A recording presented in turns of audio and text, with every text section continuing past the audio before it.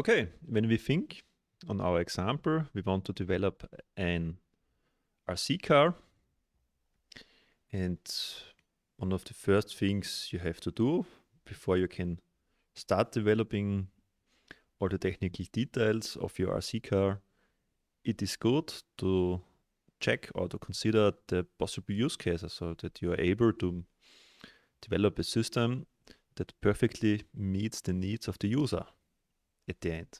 So it would make sense to create a diagram that allows us to model all the different use cases our system we are going to develop has. And SysML has this diagram. It is the use case diagram. Let's create such a diagram. We can close here those packages. Make sure that you open the behavior package here. You select use, the use cases package, and there we create our use case diagram.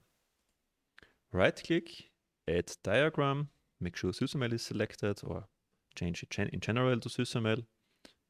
Then select use case. Maybe you have to scroll a little bit down here. Use case, and we name this use case diagram RC car use cases to keep it simple.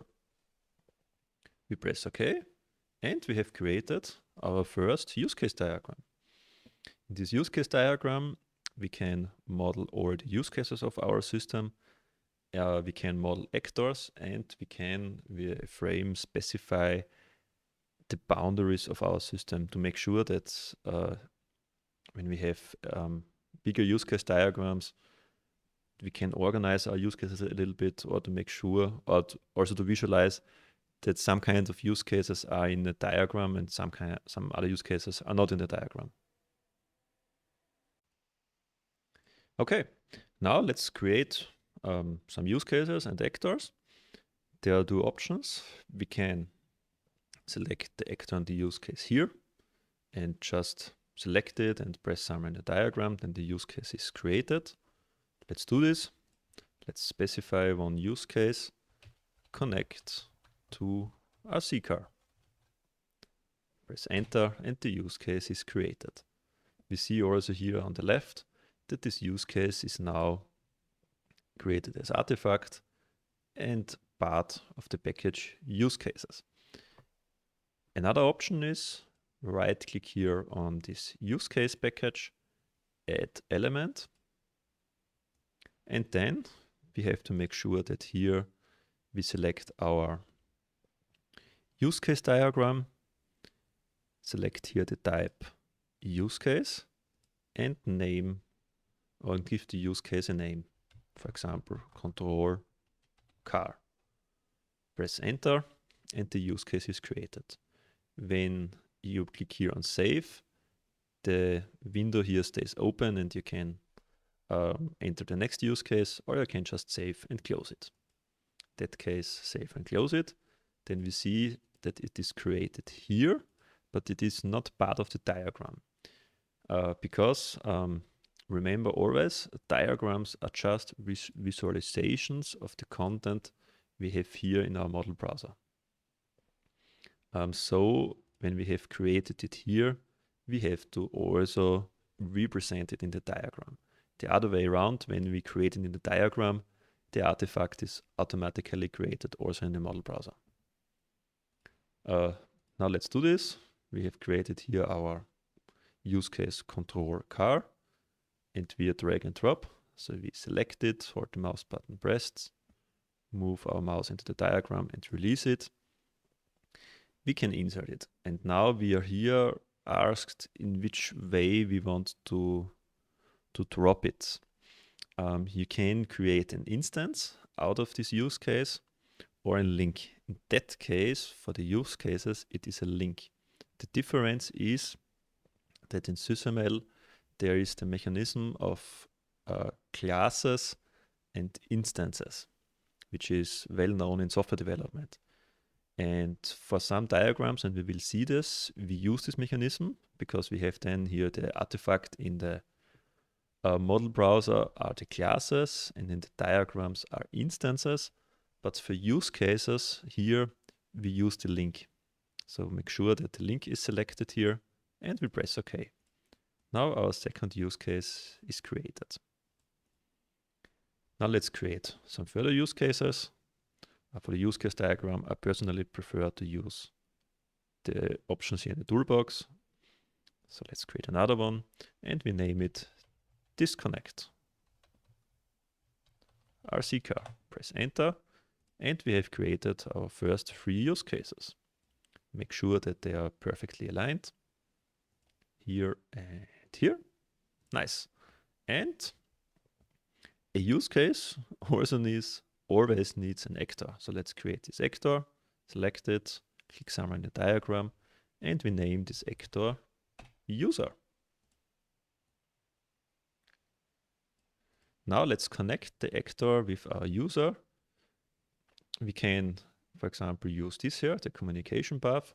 We can select it, click on the user, hold the mouse button pressed, move the mouse to our first use case and release it.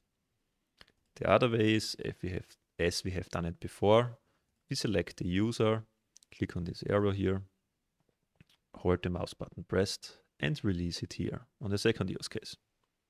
Then we are asked which type of relationship this is. When you do not know it, or for example, when there's nothing that really fits here, just press escape and use this here. You can, by the way, always check which kind of relationship this is when you are not sure. So for example, we select it here and we see here that it is an association. This means when we do it here again with this arrow function, we now know that it is the association. We click on that and now it is the same. So we can check it, association from user to connect to RC car. We have an association from user to control the car and an association from the user to disconnect the car. Fine. Now let's create some further use cases. We name this use case here drive with RC car. Position it here and we connect it to this control car here. We know that this use case here is included in this use case here. So let's model this. This is this relation here, or we use this here and make sure that we select include. Perfect. With that done, now we have to specify where we can drive with our RC car. For that, further use cases, this is drive indoor or drive outdoor.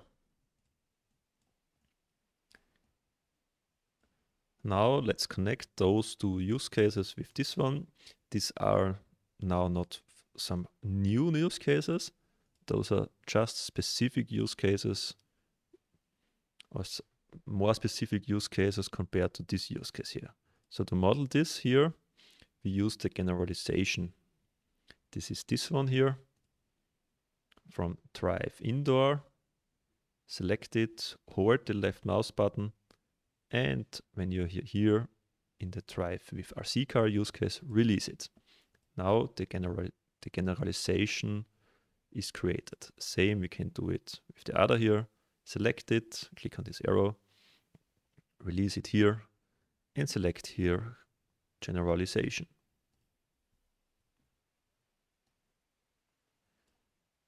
Always make sure that the diagram looks well, otherwise it is not readable and in that case not really usable.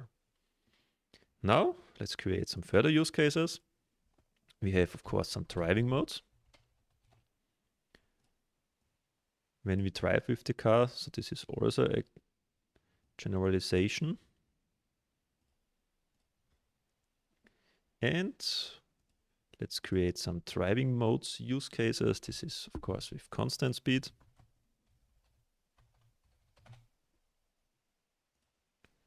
This is accelerate. This is steer. And this is brake. Select all of them, align them, so we distribute them and align them.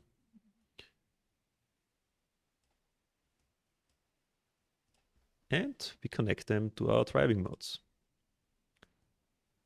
This is also the generalization.